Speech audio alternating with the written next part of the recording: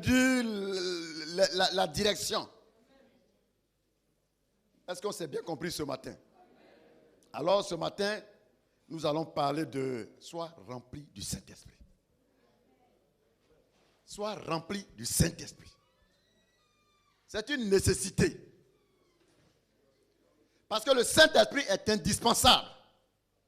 Je voudrais que tout le monde garde maintenant le calme et que ceux qui se baladent arrêtent de se balader. Parce que le plus important, c'est la parole de Dieu que nous entendons. Le plus important, c'est la parole de Dieu que nous recevons. Elle est nécessaire, elle est indispensable. C'est pourquoi lorsque la parole, quand Dieu parle, la Bible dit que toute la création fait silence. Même les cailloux entendent quand Dieu parle. Les bois entendent quand Dieu parle. Les moutons entendent quand Dieu parle. Les moustiques entendent quand Dieu parle. Les démons entendent quand Dieu parle. Les murs, tout le monde, la terre entend quand Dieu parle. Si Dieu dit tout à l'heure la terre explose, vous allez voir, elle va exploser. Si Dieu dit soleil, arrête-toi, le soleil va s'arrêter. Parce que tout ce que Dieu a créé là, entend quand Dieu parle. À plus forte raison, toi qui es son prolongement. Toi qui as des oreilles, toi qui as une intelligence.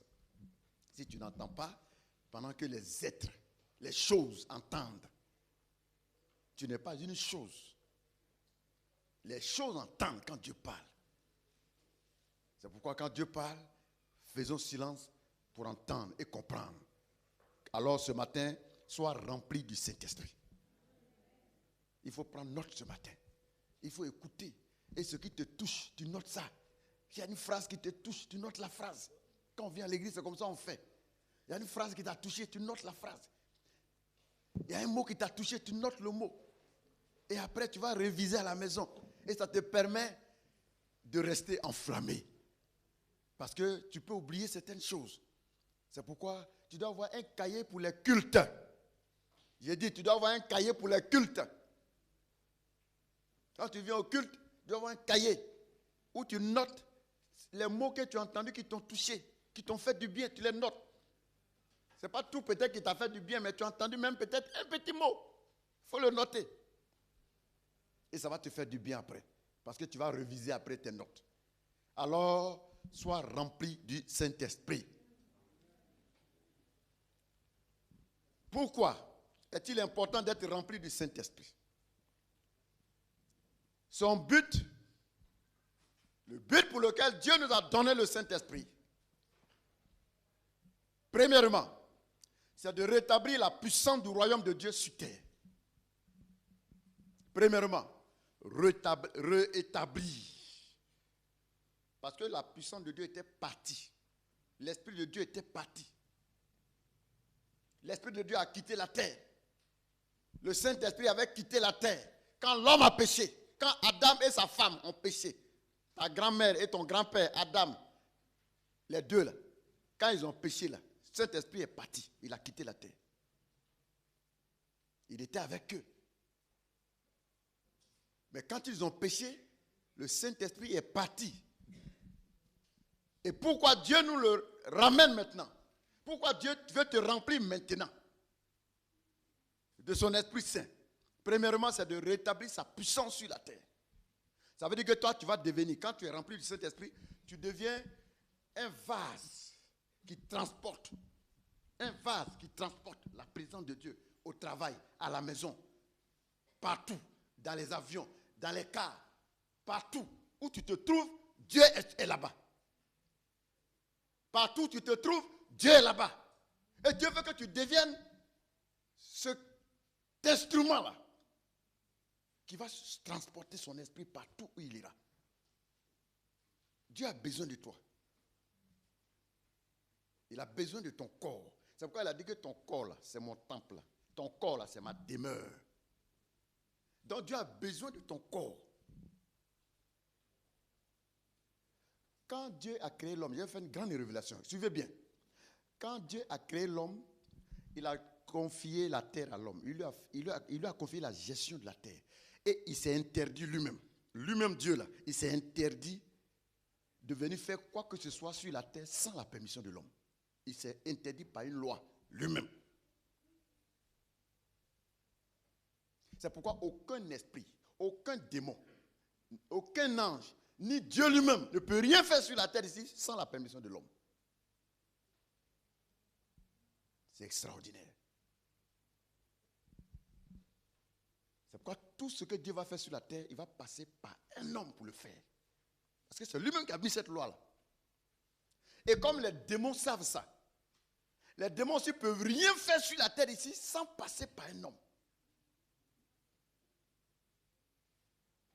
C'est pourquoi quand Satan voulait venir détruire Adam et sa femme, il a passé par un corps, un serpent.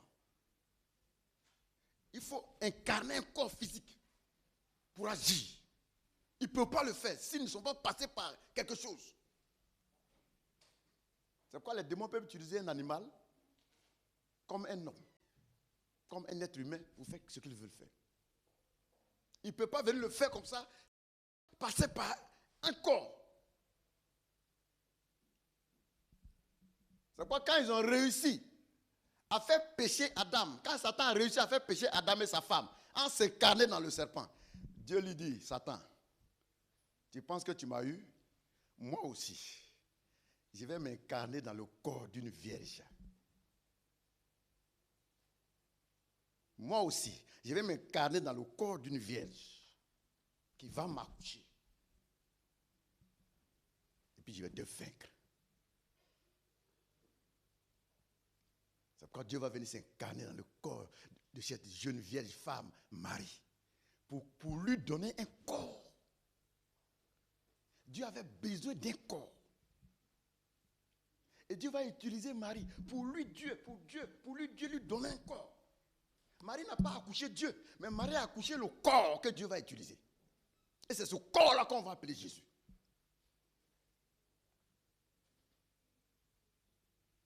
Extraordinaire.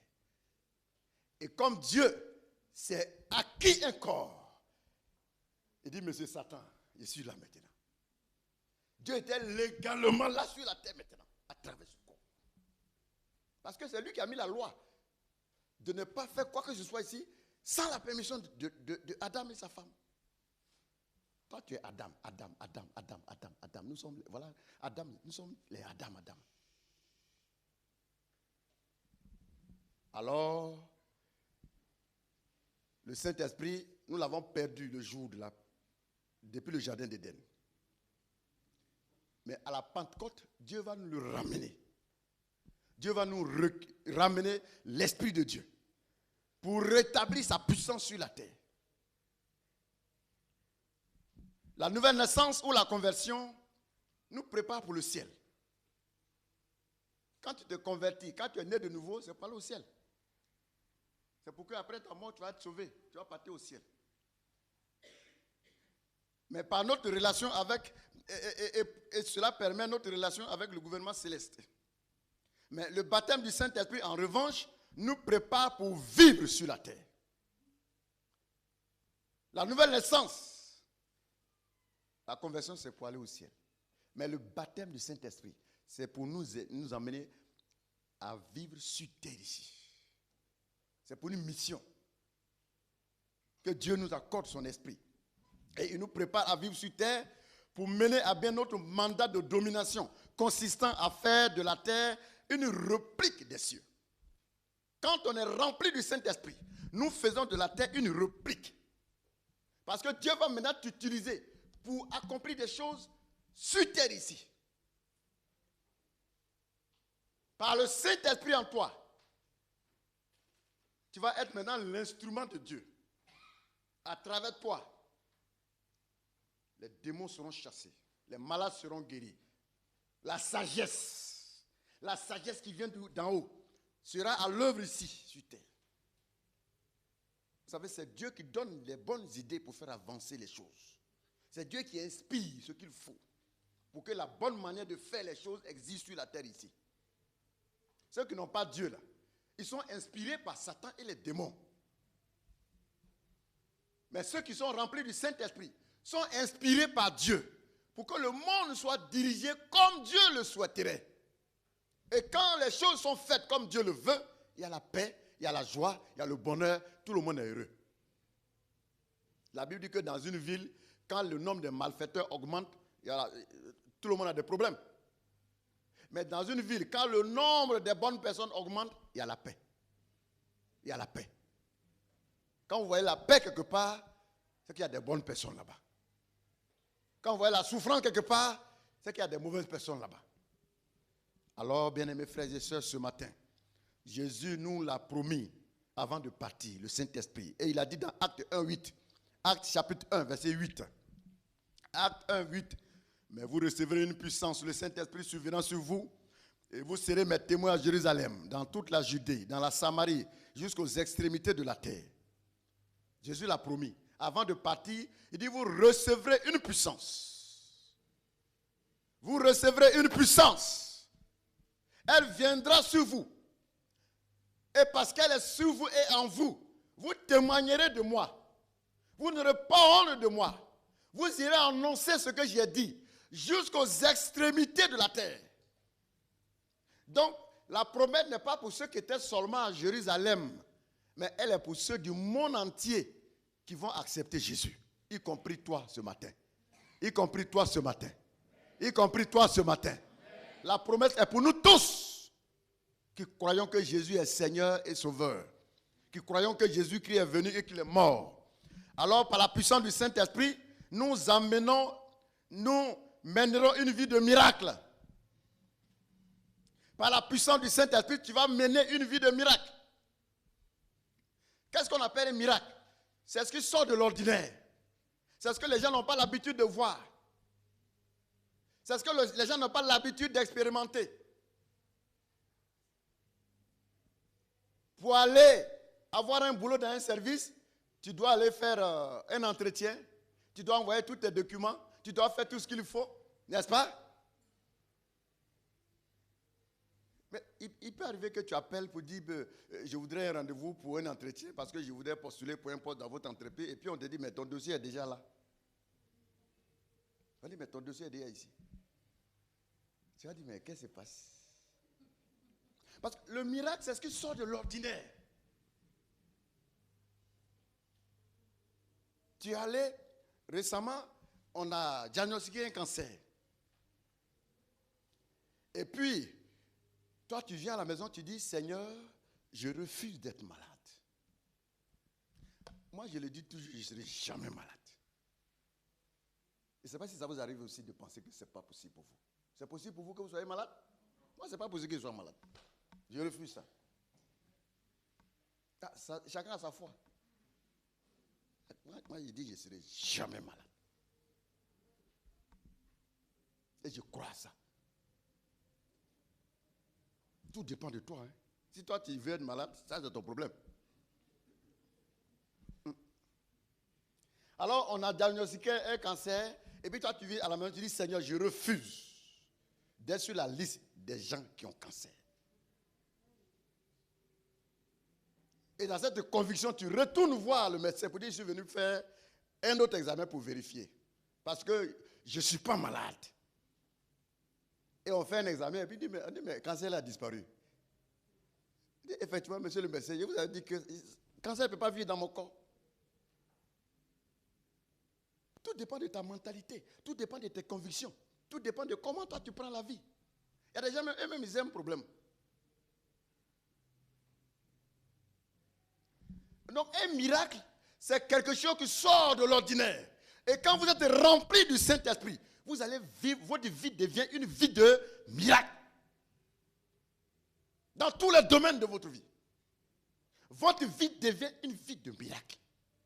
Vous voyez comment c'est donc important d'être rempli du Saint-Esprit.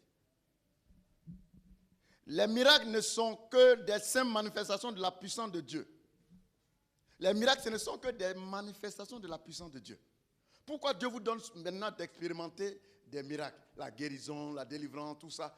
C'est la vie du ciel, tout simplement. C'est comme vous allez dans un pays où quelqu'un n'a jamais vu un costume. Et puis tu vas faire cadeau à quelqu'un qui est là-bas. Et puis la personne porte ça. Et puis les gens vont le trouver extraordinaire. Parce que dans ce pays, il est le seul à porter un costume. Les gens vont dire, mais c'est extraordinaire, on n'a jamais vu une telle tenue. Et puis tu vas dire, mais le pays d'où je viens là-bas, là, c'est notre habillement de tous les jours. Ce que vous expérimentez avec Dieu, les guérisons, les situations qui sont résolues, et puis ça vous étonne là. Ça, c'est le quotidien au ciel. Le quotidien au ciel, c'est la paix. Le quotidien au ciel, c'est la bonne santé. Là-bas, on n'est jamais malade. Le quotidien au ciel, c'est la joie. Ici, vous cherchez la joie. Au ciel, là, c'est le quotidien. Il n'y a pas quelqu'un au ciel qui n'a pas la joie. Donc, quand les anges viennent et puis, Seigneur, donne-moi la joie. Il dit, mais Dieu, il a quel problème? Pour vous, c'est un miracle. Mais l'ange qui arrive du ciel, il dit, mais chez nous là-bas, là, tout le monde est dans la joie. Seigneur, guéris-moi. Quand tu es guéri, ouf, c'est un miracle. Tu rends témoignage. Et puis, un ange à côté dit, mais qu'est-ce qui se passe?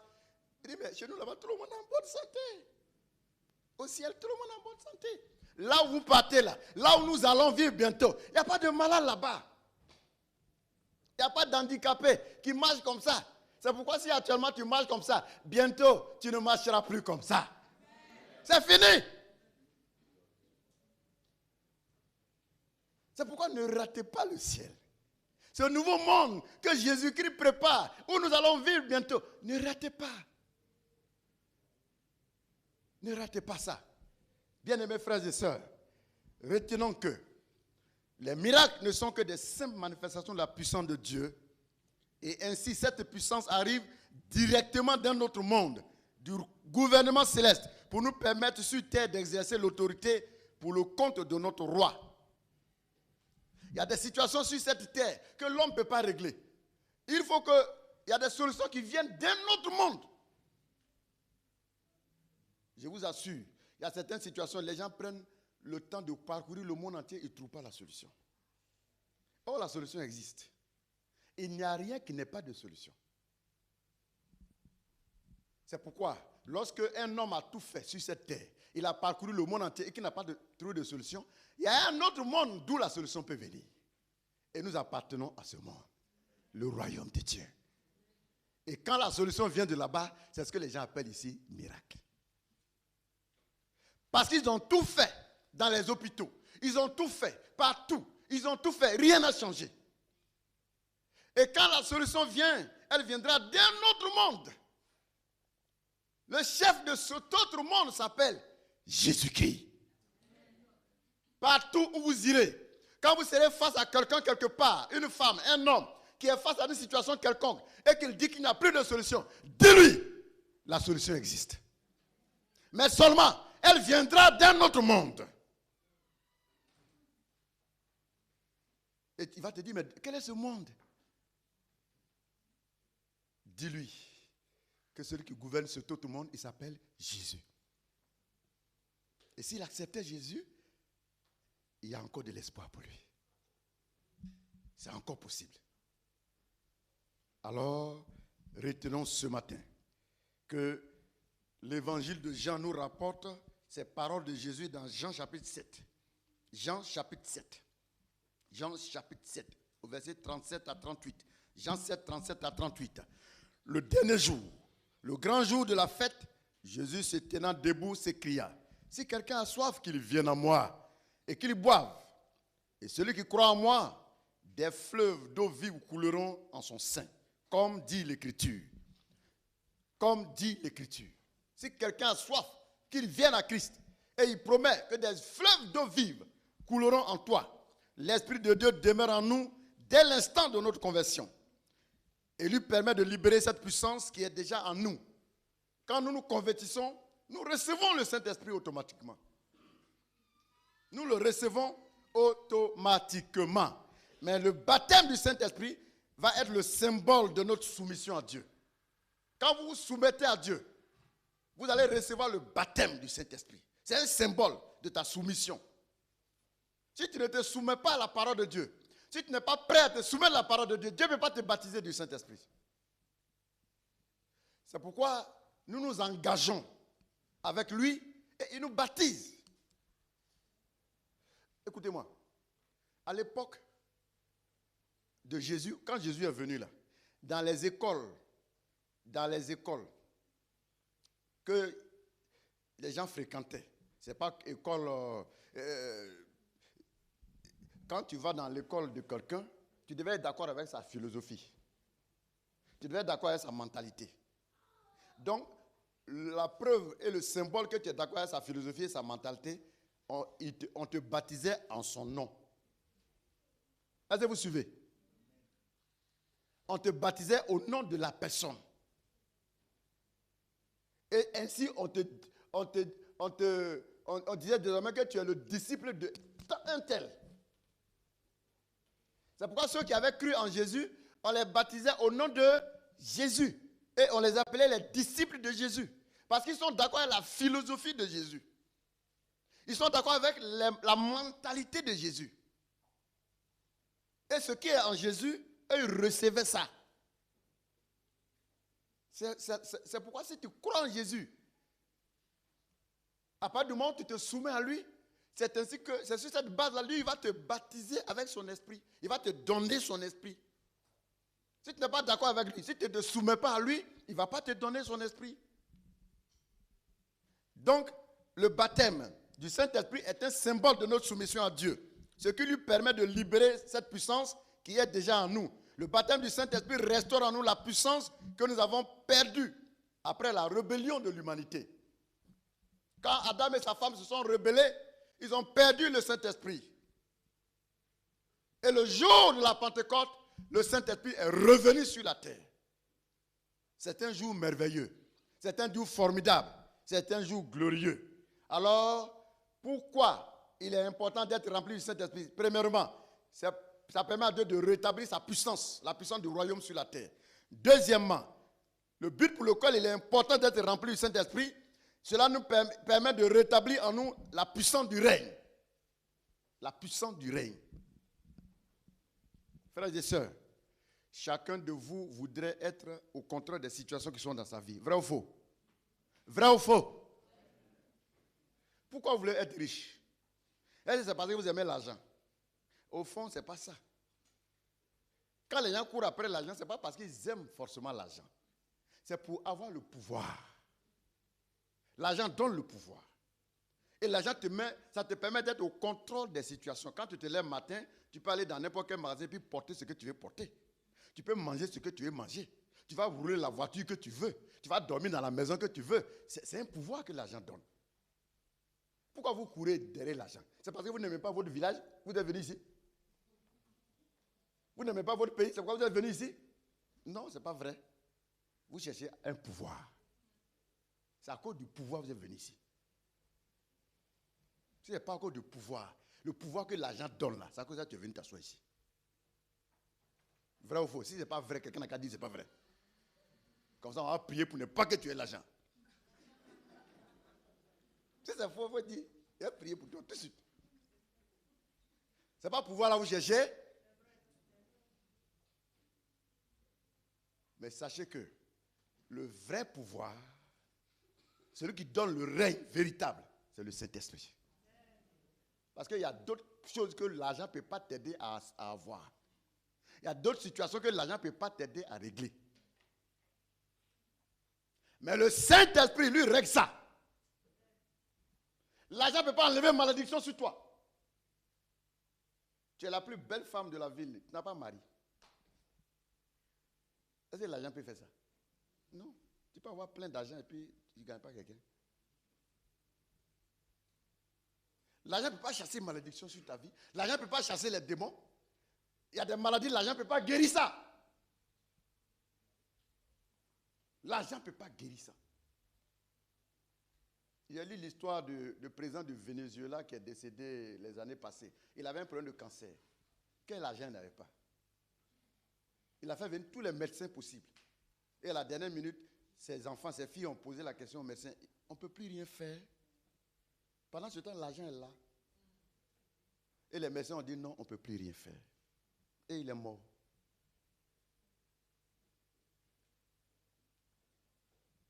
Il y a ce que vous cherchez le pouvoir de l'argent. Mais ce pouvoir-là est limité. Celui dont le pouvoir n'est pas limité, c'est le Saint-Esprit. Dites avec moi le Saint-Esprit. Lui, son pouvoir n'est pas limité. Quand il te remplit, il te met au contrôle des situations. Il te met au contrôle des circonstances de la vie. Oui, avec lui c'est possible. Le Saint-Esprit. Pourtant, beaucoup n'aspirent pas à être remplis du Saint-Esprit. Pourtant, beaucoup ne voient même pas l'importance du Saint-Esprit dans leur vie. Beaucoup de femmes chrétiennes, de chrétiens, ils sont assis dans l'église. Ils ne cherchent même pas à être remplis du Saint-Esprit. Or, il est indispensable pour toi. C'est comme quelqu'un qui ne boit pas de l'eau. Tu peux vivre. Tu ne bois pas de l'eau, ton corps peut vivre. L'eau est indispensable. C'est comme ça pour être au contrôle des circonstances. Depuis des années, tu traînes dans les problèmes. Il y a des situations qui écrasent ta vie. Ce matin, je te donne la recommandation, je te donne le conseil. Cherche à être rempli du Saint-Esprit. Et quelque chose va changer dans ta vie. Les malédictions vont te laisser enfin. Toi dont ils ont dit que tu n'enfanteras jamais, tu vas enfanter au nom de Jésus. Depuis longtemps, tout traîne, tout est bloqué pour toi. Sois rempli du Saint-Esprit et tout va être débloqué au nom de Jésus. Il est indispensable, le Saint-Esprit. Ne venez pas seulement vous asseoir dans les églises. Soyez remplis du Saint-Esprit. Il faut aspirer à ça. Sinon, tu vas perdre ton temps dans les églises. Tu vas courir après les pasteurs, les prophètes, les faiseurs de miracles. Vous allez remarquer, si on dit tout à l'heure, il y a un faiseur de miracles qui est venu, vous allez commencer à lui rendre visite, même à minuit. Vous allez commencer à courir après eux. Mais c'est une perte de temps. Et ces soi-disant faiseurs de miracles, c'est eux qui bouffent votre argent. Tout à l'heure, tu es assis là. Si on dit de faire offrande tout à l'heure, tu vas dire, ah, il n'y a rien.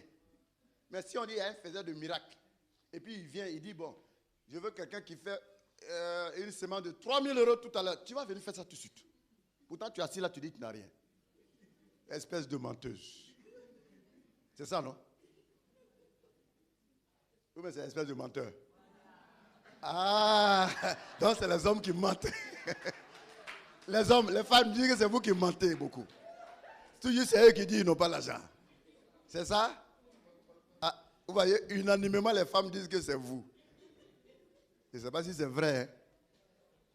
Bien-aimés frères et sœurs, le Saint-Esprit, Dieu nous le donne pour rétablir en nous la puissance de son règne. Alors que la nouvelle naissance nous rétablit dans le gouvernement des cieux, le baptême du Saint-Esprit nous donne la capacité d'exercer l'autorité que ce gouvernement a restituée. Le Saint-Esprit nous donne la capacité d'exercer l'autorité de Dieu sur la terre. Le Saint-Esprit nous donne la capacité d'exercer l'autorité de Dieu sur la terre. Il nous donne la capacité d'exercer l'autorité de Dieu. Tu peux dire que tu appartiens à Dieu sans pour autant exercer l'autorité de Dieu. Parce que tu n'as pas le Saint-Esprit. Il nous donne la capacité d'exercer l'autorité de Dieu sur la terre. La puissance fait référence à notre capacité d'influencer et de contrôler les circonstances. Quand Dieu nous remplit du Saint-Esprit, il nous rend capable de contrôler et d'influencer les circonstances. Ce n'est pas seulement les démons que tu vas chasser, mais les circonstances, toutes les circonstances de la vie. Dieu te met au contrôle à travers le Saint-Esprit. C'est pourquoi hier nous avons vu que tout arme forte, quiconque se lèverait contre toi tombera sous ton pouvoir. Parce que ce pouvoir en toi te met au contrôle des situations. Le Saint-Esprit en toi te met au contrôle. Et tu peux dire non à la maladie. Et puis c'est fini pour la maladie. Tu peux dire non à un démon. Et puis le démon fuit. Tu peux dire non à la malédiction. Et dans toute ta famille, tout le monde est maudit, mais toi là, zéro. Tout va très bien pour toi. Pourquoi dans ta famille, les gens meurent à 24 ans et tu vas vivre jusqu'à 120 ans? C'est parce que le Saint-Esprit est en toi. Pourquoi dans ta famille, personne ne se marie et puis toi seul tu as pu te marier? C'est parce que le Saint-Esprit est en toi. Pourquoi dans ta famille, rien ne va chez personne? Mais quand tu es sorti de ce groupe-là et que tu t'es donné à Jésus et que tu as été rempli du Saint-Esprit, pourquoi tout va aller bien pour toi? Parce que la différence, je répète, ce qui fait la différence, c'est le Saint-Esprit en toi. C'est le Saint-Esprit en toi qui va faire la différence. Nous sommes tous à l'église ici. Nous croyons tous en Dieu. Mais ce qui fait la différence, c'est la puissance du Saint-Esprit en nous. C'est pourquoi il ne faut pas venir ici pour chauffer les chaises. Il y a des chaises qui, si la chaise pouvait parler, il y a des gens qui vont dire, ma chérie, il faut quitter sur moi. Là, il y a longtemps que tu t'assois sur moi et puis rien ne change chez toi. La chaise là, si tu fais entendre, elle va te parler un matin. Elle va dire, mon frère, pardon, il faut quitter sur moi. Tu pèses trop. Depuis que tu viens ici, tu n'as même pas Saint-Esprit. Il n'y a même pas petit Saint-Esprit en toi.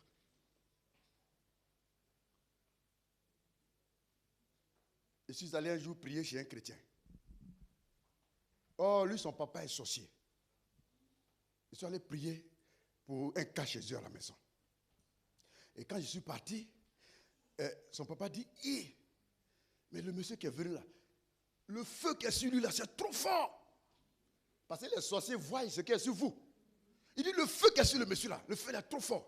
Mais pour toi là, ton feu là est petit.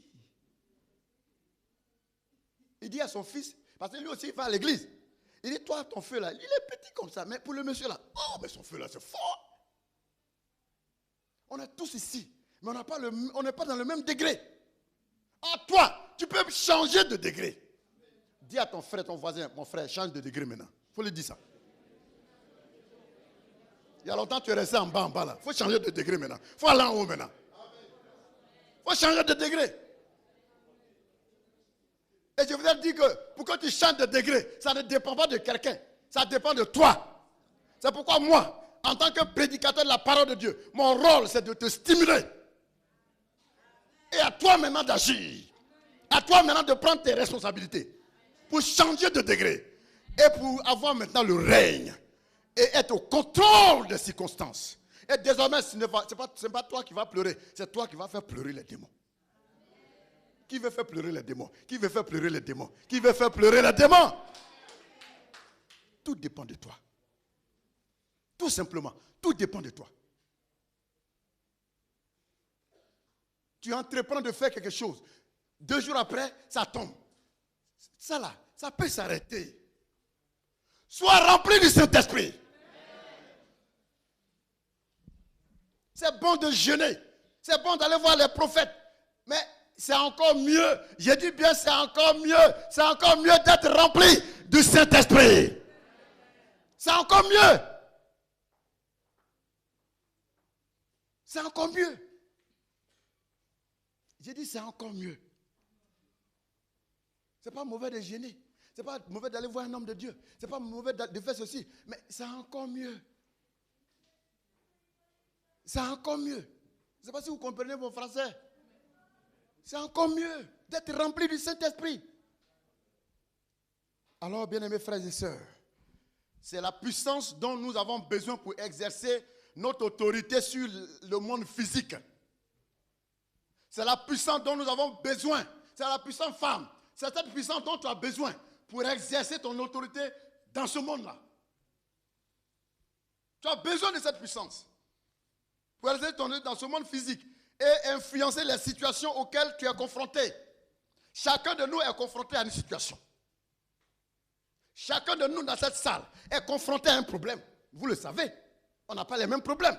Mais le problème auquel tu es confronté, la solution pour être au contrôle, et non plus que la situation te contrôle, parce que soit la situation te contrôle ou tu la contrôles. Soit le problème te contrôle ou tu le contrôles. Pour que toi, tu contrôles les problèmes. Pour que toi, tu sois au contrôle des circonstances, des situations désormais. Sois rempli du Saint-Esprit. Dites avec moi Saint-Esprit. Est-ce que vous le connaissez, Saint-Esprit? C'est lui qu'il te faut. Ce n'est pas les pleurs qui vont changer quelque chose. Ce n'est pas les soucis qui vont changer quelque chose. Tu ne peux pas te débrouiller seul. Tu ne peux pas te débrouiller seul pour vivre. Il est indispensable. Il t'est indispensable. Quand il viendra, il va te conduire, il va t'orienter. C'est lui qui va te dire que ça c'est un péché. Ça là c'est bon, ça c'est pas bon, ça là c'est bon, ça c'est pas bon. C'est lui qui va faire ça. Dès que tu veux toucher quelque chose qui n'est pas bon, il dit non, non, il ne faut pas faire ça, il ne faut pas toucher ça, c'est pas bon. Quand tu fais quelque chose qui est bon, la joie est là, le Saint-Esprit est content. Tu en as besoin. Quand les démons se lèvent, il est là pour te sécuriser. Quand tu commences à mener une activité, lui il est avec toi. À cause de sa présence, ce que tu fais là, ça va marcher. Parce que lui, c'est la bénédiction. Son nom, c'est la bénédiction. C'est lui qui est l'origine du succès. C'est lui qui a accompli tout ça. La solution n'est pas ailleurs. Elle est dans le Saint-Esprit. C'est pourquoi, bien-aimés frères et sœurs, retenons qu'il est important que nous soyons remplis de l'Esprit de Dieu. Et pourquoi nous devons être remplis du Saint-Esprit? Le troisième et dernier élément, Dieu le permet pour rétablir notre capacité à représenter son gouvernement. Dieu veut que nous le représentions partout où on s'en va. Quand un ambassadeur d'un pays arrive quelque part, quand son pays est puissant, on le respecte à la dimension de son pays. Vrai ou faux? Si l'ambassadeur du Mali et l'ambassadeur des États-Unis arrivent dans un endroit, ils ne vont pas leur accorder les mêmes honneurs. Parce que leurs pays n'ont pas la même puissance. Leurs pays n'ont pas la même puissance. Or, toi, tu es l'ambassadrice, l'ambassadeur, le représentant du royaume céleste. Mais est-ce que tu le représentes ce royaume-là dignement? Ah, c'est la question. C'est là la question. Est-ce que tu représentes dignement le royaume? Et pourquoi tu le représentes dignement? De sorte que partout où tu passes, ton passage a un impact. Il sera question que tu sois suffisamment rempli du Saint-Esprit. Il n'est pas réservé aux pasteurs, aux prophètes, aux docteurs et aux apôtres seulement. Le Saint-Esprit, c'est pour tous ceux qui croient que Jésus-Christ est Seigneur et Sauveur de leur vie. Toi aussi, Dieu peut t'utiliser pour impacter ta génération dans un domaine quelconque. Ce n'est pas seulement pour prêcher l'évangile. Parce que tu es rempli du Saint-Esprit. Le domaine dans lequel tu exerces dans ce monde, Dieu te donnera la sagesse qu'il faut dans ce domaine là-bas. Si tu es dans le domaine médical, si tu es dans le domaine de l'ingénierie, si tu es dans le domaine de l'agriculture, si tu es dans le domaine de la distribution, quel que soit le domaine dans lequel tu te trouves, parce que tu es rempli du Saint-Esprit, il va t'aider à impacter ce milieu. Et tout le monde parlera de toi. Il est indispensable, mes frères. Ne croyez pas que c'est seulement pour venir prier, sauter et puis prêcher la parole de Dieu. Ce n'est pas seulement pour ça que le Saint-Esprit est venu. Il est venu pour tous les aspects de la société. Et quand vous l'avez, il vous utilise pour faire la différence. Quand vous l'avez, il vous utilise dans le domaine dans lequel vous vous trouvez pour faire la différence là-bas. Parce que vous représentez un grand gouvernement. Le gouvernement du royaume. C'est pourquoi vous devez vous comporter en conséquence. Partout où vous allez, soyez digne de représenter ce gouvernement. Par votre comportement, par votre manière de parler, par votre tenue vestimentaire. Si tu t'habilles comme une prostituée, et puis tu dis que tu es la représentante du royaume. On dit donc dans votre royaume, les gens sont comme des prostituées. Ah, faites la joie de votre gouvernement. Quand on te rencontre, que ce soit en parole, en comportement, en acte, dans ta manière même de te vêtir, en toutes choses, il faut qu'on voie que tu es un digne représentant du gouvernement de qui tu viens. Et la puissance de Dieu en toi va maintenant accompagner tout ce que tu es en train de faire. Ne croyez jamais que vous avez échoué. Dis avec moi, je n'ai pas échoué. Sois rempli du Saint-Esprit. Tu vas voir. Ce que Dieu n'a pas fait pendant 40 ans dans ta vie, il va le faire en 2 ans. Je dis bien en 2 ans. Tu seras étonné. Il ne faut pas dire non, j'ai pris de l'âge, je suis vieux, je suis déjà tant. Non. Dieu est encore capable de relever des défis avec toi. Dieu est encore capable d'écrire une belle histoire avec toi avant que tu ne quittes cette terre, quel que soit ton âge. Tout dépend de la disposition de ton cœur. Et ce matin, je t'annonce la bonne nouvelle. Le Saint-Esprit est venu pour restaurer en nous, dans nos vies, ce que Adam et sa femme nous ont fait perdre dans le jardin d'Éden. Il y a encore de l'espoir. Il y a encore une solution ce jour. Alors, c'est une chose d'être mandaté en tant que représentant d'un gouvernement. Mais c'est une autre chose de prouver que vous êtes un envoyé de ce gouvernement. Tu peux aller dire partout, je suis l'ambassadeur des États-Unis, je suis l'ambassadeur des États-Unis. Mais est-ce que tu as une manière de faire et de vivre qui le prouve? Tu peux dire partout, je suis chrétien, je suis chrétienne. Bon, tu n'as pas besoin de dire je suis chrétien. Les gens doivent constater ce qui se passe dans ta vie. Les miracles, les choses qui se déroulent dans ta vie. Tes collègues de service, sans même leur dire que tu es chrétien, un matin, ils vont t'approcher et dire, madame, est-ce que vous n'êtes pas chrétienne par hasard? Tu vas leur dire, effectivement. Ils vont dire, ah, voilà. On comprend pourquoi, depuis que tu es dans ce service, on comprend pourquoi avec toi, pendant que les autres sont en train de se lamenter sur tête, on constate ton comportement est différent. C'est comme ça, on prouve. Ce n'est pas à toi de dire aux gens, ah, moi je suis chrétien, moi je suis chrétienne, moi je suis chrétien. Est-ce qu'on se recommande soi-même? On ne se recommande pas soi-même. La plupart du temps, ceux qui se recommandent soi-même, c'est des faux. Laisse les gens constater. Laisse les gens remarquer que toi là, tu es d'un autre monde. Et que tu te comportes selon les recommandations d'un autre monde. Les gens vont constater et ils vont témoigner à ta place. Et toi maintenant, tu vas dire effectivement, ce que vous dites, c'est ça. Ce que vous dites, c'est ça. Alors, bien-aimés, le baptême du Saint-Esprit nous donne le pouvoir de démontrer que nous appartenons au gouvernement céleste. Le baptême du Saint-Esprit nous donne l'occasion de démontrer que nous appartenons au gouvernement céleste. C'est là que le Saint-Esprit prend toute son importance. C'est là que les dons du Saint-Esprit maintenant vont prendre toute leur importance. Et je vais terminer par ce point. En parlant des dons spirituels. Jésus a dit, mais si c'est par l'Esprit de Dieu que je chasse les démons, le royaume de Dieu est venu vers vous. Dans Matthieu 12, 28. Matthieu 12, 28, Jésus chassait les démons. Il faisait des miracles. Et puis les gens ont dit, mais toi là, la puissance que tu prends pour chasser les démons, là, est-ce que ce n'est pas la puissance de Belzébul? Est-ce que ce n'est pas la puissance du diable? Parce qu'ils étaient étonnés de voir Jésus faire des choses qu'eux n'ont jamais vues. Et regardez quelqu'un, une femme qui a 18 ans de perte de sang, elle vient simplement, elle le touche, et puis elle est guérie. Voilà une femme qui est courbée comme ça, elle est courbée comme ça. Il vient, il touche ça, et puis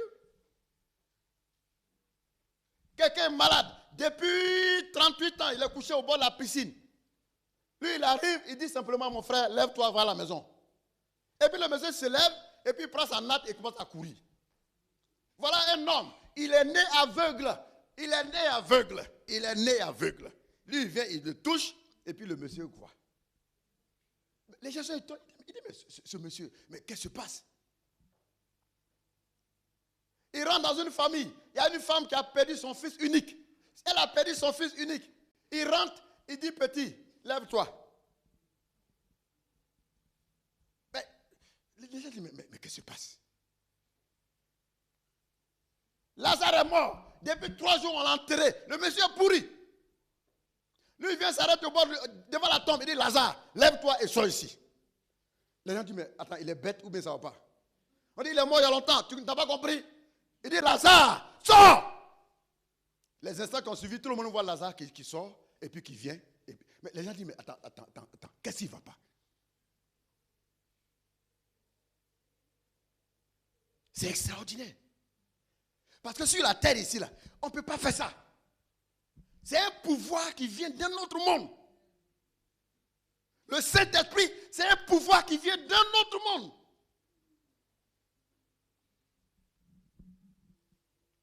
C'est pourquoi les gens disaient que Jésus chassait les démons et était la preuve que le royaume des cieux était venu sur terre. Parce que ce pouvoir-là n'existe pas ici. Donc le fait que Jésus fasse ces miracles-là, c'était la preuve que le royaume de Dieu était venu sur terre. C'est pourquoi il a dit, parce que je fais ces choses, sachez que le royaume de Dieu est venu parmi vous. Le royaume de Dieu est venu parmi vous. Il en va de même pour tous les dons spirituels dont nous allons parler tout à l'heure.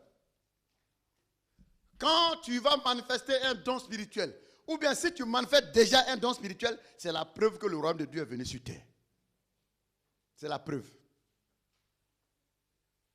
Nous allons les dévoiler tout à l'heure. Et vous les savez déjà. C'est la preuve que le royaume de Dieu est déjà là. C'est ce que Jésus a voulu leur faire comprendre. Il a voulu leur faire comprendre cela. Manifester un don spirituel est la preuve de la présence et de l'autorité du gouvernement de Dieu sur la terre. Quand quelqu'un manifeste un don spirituel, c'est la preuve de la présence du gouvernement céleste sur la terre. C'est sa preuve là. Il en va de même pour tous les dons spirituels. Il en va de même pour tous les dons spirituels. Jésus parlait de cela lorsque il répondait à Jean-Baptiste, qui lui demandait s'il était véritablement le roi qui était venu sur la terre pour permettre le retour du Saint-Esprit. Dans Matthieu 11, 2 à 5, Matthieu 11, 2 à 5, Jésus disait, il est écrit, Jean ayant entendu parler dans sa prison des œuvres de Christ, il fit dire par ses disciples, est-ce qu'il doit venir ou devons-nous, est-ce qu'il doit venir ou devons-nous en attendre un autre? Jésus lui répondit, allez rapporter à Jean ce que vous entendez et ce que vous voyez. Les aveugles boivent, les aveugles voient, les boiteux marchent, les lépreux sont purifiés, les sourds entendent, les morts ressuscitent. La bonne nouvelle est annoncée aux pauvres. Parce que Jean-Baptiste, lui-même qui a baptisé Jésus. Pourquoi Jésus a accepté que Jean le baptise? Jésus était d'accord avec la doctrine de Jean. Puisque Jean était le précurseur, n'est-ce pas? Donc il a fallu que, quand Jean a dit je te baptise, il a dit non, baptise-moi. Parce que ce que je viens faire là, c'est la suite de ce que tu as commencé. Et Jean a baptisé Jésus. Mais le même Jean qui a baptisé Jésus, vous savez qu'il a été arrêté pour son zèle et son intégrité. Il y a un monsieur qui voulait marier une femme, la femme de son frère, et puis Jean a dit non, monsieur le roi, tu n'as pas le droit de marier cette femme. Dieu interdit ça. On l'a mis en prison pour ça. Il y en a qui pensent que quand Dieu est avec toi, malheur ne peut plus venir. Problème va venir. Mais parce que tu es intègre, tu vas surmonter la situation. Vous comprenez bien? Ne soyez pas attristés quand une situation vous arrive. C'est normal. Ça ne veut pas dire que Dieu n'est plus avec toi. Dieu est là. Mais c'est ton intégrité qui va t'aider à surmonter la situation. Donc, dans cette prison-là, à un certain moment, Jean a commencé à avoir du doute. Et il a envoyé ses disciples aller demander à Jésus, est-ce que c'est toi le Messie? Ou bien il y a un autre qui doit venir? Et pour qu'ils comprennent que le royaume de Dieu désormais est là, il a dit aux envoyés, allez-y dire à Jean, les paralytiques marchent, les boiteux marchent, les sourds entendent, les morts ressuscitent, les aveugles voient. C'était pour lui dire que le royaume de Dieu est là, ça marche. Et c'était pour lui dire effectivement, c'est moi. Si tu ne croyais pas, il faut croire. Et la foi de Jean a été galvanisée en prison là-bas. Et vous savez que finalement, ils ont coupé sa tête. Et cela n'a pas empêché que Jean soit sauvé. Alléluia. Alors, voici les dons spirituels qui nous permettent de manifester la puissance du gouvernement céleste. Voici les dons qui nous permettent de manifester la puissance du gouvernement céleste. Sinon que tu peux avoir tous ces dons, sinon au moins un. Et ce matin-là, tu ne vas pas sortir d'ici sans qu'un don tu ne reçoives. Il faut qu'au moins un. Parce qu'il y en a beaucoup. Avant de sortir ce matin-là, il faut que tu aies au moins un. Qui soit la preuve que tu as été mandaté par le royaume. Parce que souvent, il y en a qui n'ont jamais aspiré au don spirituel. Ce matin, aspire à être rempli du Saint-Esprit et le Saint-Esprit en toi va manifester au moins un des dons spirituels. Vous êtes d'accord avec moi? Dites avec moi, don spirituel. Parce que ce matin, tu vas en manifester. Tu es d'accord, dis avec moi oui. Parce qu'il faut que nous ayons la preuve que toi aussi. Alors, dans 1 Corinthiens 12, verset 8. 1 Corinthiens 12, verset 8. Je vais vous les dévoiler maintenant. 1 Corinthiens 12, verset 8. En effet, à l'un est donné par l'esprit une parole de sagesse. À un autre, une parole de connaissance, selon le même esprit. À un autre, la foi, par le même esprit. À un autre, le don des guérisons. Par le même esprit. À un autre, le don d'opérer des miracles. À un autre, la prophétie. À un autre, le discernement des esprits. À un autre, la diversité des langues. À un autre, l'interprétation des langues. L'interprétation des langues. À un autre, l'interprétation des langues. Alors, les dons spirituels, les voici. Comme ce passage nous le révèle. Ils sont répartis en 3 groupes. Il y a 3 paquets. Dans les 3 paquets là, il faut qu'au moins, soit tu as tous les paquets, ou bien tu as 3 de 1 des paquets, ou bien tu as au moins 1 dans chaque paquet. Parce que Dieu le veut, parce que tu es son représentant. Tu es sa représentante. Et il faut que tu sois équipé. C'est pourquoi, dans le premier groupe, les 3 disent quelque chose. Le premier groupe, 3 disent quelque chose. Le deuxième groupe, 3 font quelque chose. 3 font quelque chose. Et le troisième groupe, 3 révèlent quelque chose. Donc il y a les dons qui disent, il y a les dons qui font et il y a les dons qui révèlent. C'est pourquoi les 3 qui disent, ce sont les dons de la parole. Les dons de la parole. Quels sont ces dons-là? Il y a le don de prophétie, le don de parler en langue et le don d'interpréter les langues. Le don de prophétie. La prophétie, il y a le don de prophétie. Il y a le don de parler en langue et puis il y a le don d'interpréter les langues. Ce matin-là, il faut qu'au moins tu reçoives un de ces dons-là avant de partir d'ici. Amen. Et les 3 qui font, on les appelle les dons de puissance. Vous voyez, il y a des gens qui ont la puissance pour opérer des miracles. Et ils sont dans ce lot-là. Le don de puissance, ce sont les dons qui font. Et ce sont le don de foi. Écoutez-moi bien. Il y a la foi générale. Il y a la foi générale. Et puis il y a le don de foi même. Ceux qui ont le don de foi là, quelle que soit la taille d'une montagne, lui il dit ça là, moi je peux monter dessus. Quelle que soit la taille d'un problème, d'une difficulté, ceux qui ont le don de foi là, lui voit ça comme une petite colline que lui va enjamber tout de suite. Le don de foi. Donc, vous savez, la foi c'est une puissance. Alors, les dons de puissance, ce sont le don de foi, le don de miracle et le don des guérisons. On n'a pas dit le don de guérison. On dit le don des guérisons. Je répète, on ne dit pas le don de guérison. C'est le don des guérisons. Parce qu'il y a la guérison des maladies et puis il y a la guérison des cœurs. Quand quelqu'un est équipé du don des guérisons, quel que soit le problème que tu as, quand lui vient et commence à t'exhorter, ton cœur là, c'est moi en même temps. Tu oublies toi-même, tu oublies que tu as un problème. Parce que c'est une puissance. Et c'est Dieu qui le rend capable de faire ça. Donc, les dons de puissance, il y a le don de foi, le don des miracles et le don des guérisons. Lequel tu veux ce matin? Lequel de ces dons tu veux ce matin? Le marché est ouvert.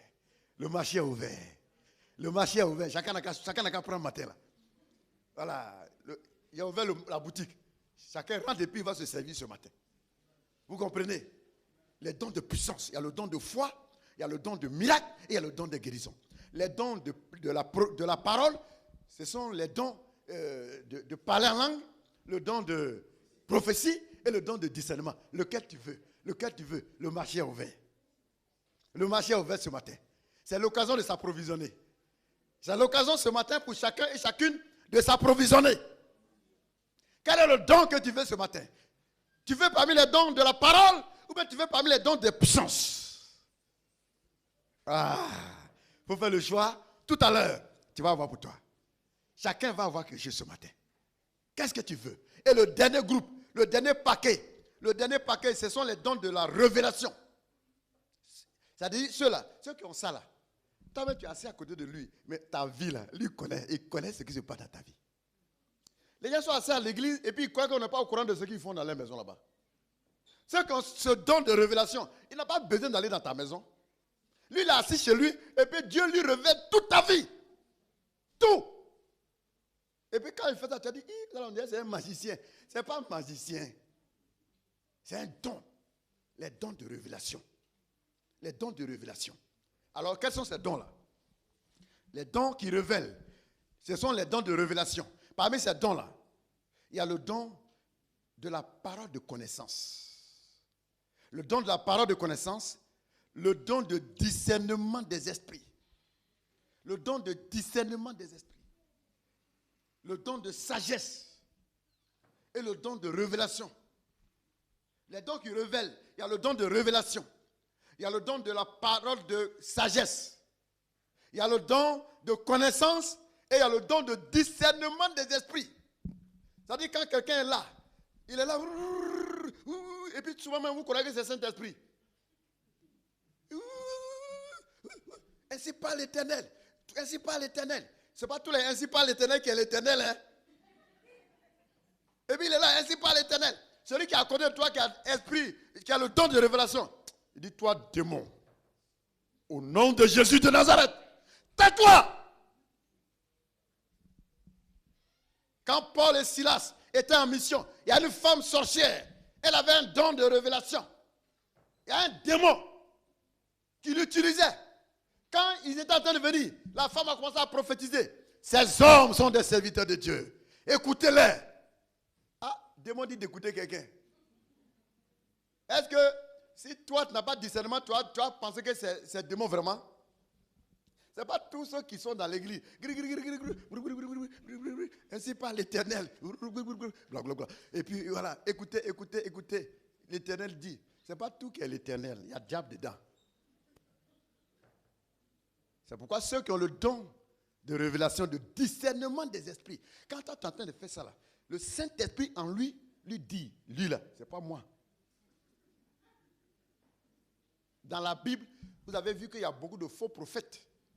Ce n'est pas aujourd'hui que les faux ont commencé. La Bible est remplie de faux prophètes. Akab devait aller en guerre.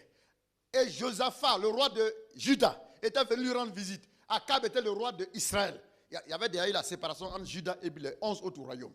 Il est venu, il dit il va en guerre. Et il est prêt, il veut partir. Josaphat dit non, on ne peut pas partir comme ça là, parce que lui il est spirituel. Il dit Akab, c'est le mari de Jézabel.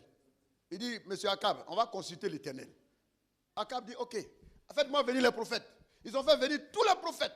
Ils sont venus, ils ont prophétisé. Ainsi parle l'Éternel, monsieur le roi. Tu iras en guerre et tu vas gagner la guerre. Et tous, ils ont dit ça. Josaphat, dans son cœur, il y a quelque chose qui n'était pas clair. Quand ils ont fini, eux tous, à l'unanimité, il dit, Akab va partir. La guerre, il va gagner guerre. Josaphat dit, quand ils ont fini, il dit, monsieur le roi, il n'y a pas un autre prophète ici en Israël? Il dit, oui, il y a un là, mais lui, il ne dit jamais rien de bon sur moi. Oh, c'est un là qui était le vrai. Il s'appelait Michée, le prophète Michée. Il a dit, bon, même s'il ne dit rien de bon contre toi, appelons-le quand même. Et ils l'ont fait venir. Quand ils l'ont fait venir, ils ont donné la parole à Michée. Il dit, Michée, consulte l'Éternel pour nous. Josaphat lui dit, consulte l'Éternel pour nous. Parce que nous allons en guerre. Que dit l'Éternel? Le Saint-Esprit l'a saisi. Parce que la vraie révélation vient du Saint-Esprit. Et quand l'Esprit de Dieu a saisi le prophète Michée, il dit, ainsi parle l'Éternel. Monsieur Akab, tu vas aller en guerre, ils vont te tuer là-bas. Tu vas mourir là-bas. Il a dit, voilà. Moi, il te dit non. Lui là. Toujours, il dit, moi, je suis mauvais. Toujours, il dit, je suis mauvais. Il n'est pas sérieux.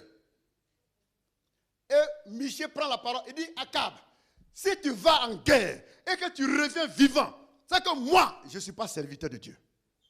Si tu ne m'écoutes pas là, va. Akab est parti, il a été tué là-bas. Alors, et les autres là, comment on les appelle? C'est des faux prophètes. C'est pourquoi quand tu as l'esprit de discernement, pendant que les gens sont en train de faire leur comédie là, le Saint-Esprit te révèle si c'est de Dieu ou bien si ce n'est pas de Dieu. Dieu a mis tout dans l'église pour équilibrer l'église. C'est pourquoi dans l'église de Paris, vous tous, chacun doit avoir au moins un don. Pour que quand quelqu'un est en train de manifester un don, au moins les autres dons sont là. Il faut que dans l'église, chacun soit équipé d'un don. Il n'est pas normal, même si tu es technicien, tu es assis sur les appareils, en train de gérer les petits boutons. Tu dois avoir un don là-bas. Oui.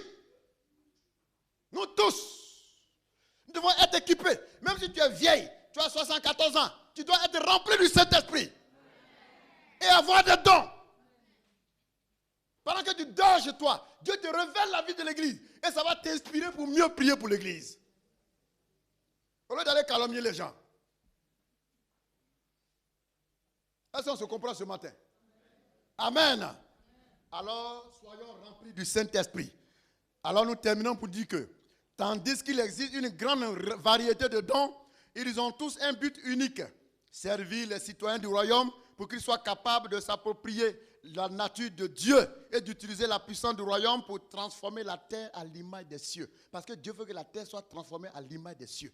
Dieu veut que la terre soit transformée à l'image du ciel. Je vais m'arrêter là et nous allons prier. Alors, voici les dons révélés. Voici les dons dévoilés. Voici les dons dévoilés. Et que Dieu vous bénisse. On va se tenir debout.